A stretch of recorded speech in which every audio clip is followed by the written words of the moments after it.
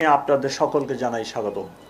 আপনারা সকলেই অবগত আছেন যে গত 13ই মে তারিখ রাত অনুমান 11:45 ঘটিকায় ঢাকা বিশ্ববিদ্যালয়ের মেধাবী শিক্ষার্থী এস.এম. শাহরিয়ার আলম সাম্য সোহরাওয়ার্দী উদ্যানে কতিপয় দুর্বৃত্তের হাতে নির্মমভাবে খুন হন। ঘটনার সংক্ষিপ্ত সংবাদ প্রাপ্তির পরপরই ডিসি রমনা সহ শাহবাগ থানার পুলিশ ঘটনাস্থল পরিদর্শন করেন। ঢাকা বিশ্ববিদ্যালয়ের প্রক্টর মহোদয়ের নিকট থেকে ঘটনাটির সংবাদ প্রাপ্তির সাথে সাথেই আমি সংশ্লিষ্ট সকল পুলিশ কর্মকর্তাদের ঘটনাটির সর্বোচ্চ গুরুত্বের সাথে তদন্তের নির্দেশ প্রদান করি। আপনারা অবগত আছেন, চাঞ্চল্যকর এই হত্যাকাণ্ডের ঘটনায় শাহবাগ থানায় একটি হত্যা মামলা রুজু হয় এবং ঘটনার রাতেই পুলিশ ঘটনার সাথে সংশ্লিষ্ট 3 জনকে রাজধানী বিভিন্ন জায়গা থেকে আহত অবস্থায় গ্রেপ্তার করে।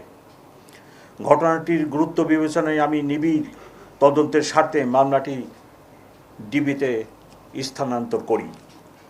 পরবর্তীতে বিজ্ঞ আদালতের মাধ্যমে ধৃত 3 আসামিকে রিমান্ডে নিয়ে জিজ্ঞাসাবাদ, প্রাপ্ত গোয়েন্দা তথ্য ও প্রযুক্তিগত বিশ্লেষণের মাধ্যমে ঘটনাস্থলে সরাসরি উপস্থিত ও হত্যাকাণ্ডে অংশগ্রহণকারীদের শনাক্ত করা হয়।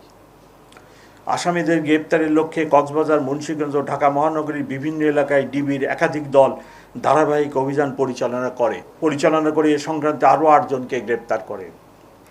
গ্রেপ্তারকৃত হলেন রাব্বি, কবুতর রাব্বি, 2 মেহেদি, 3 পাপেল, 4 রিপন, 5 সোহাগ, 6 রবিন, 7 হৃদয়, 8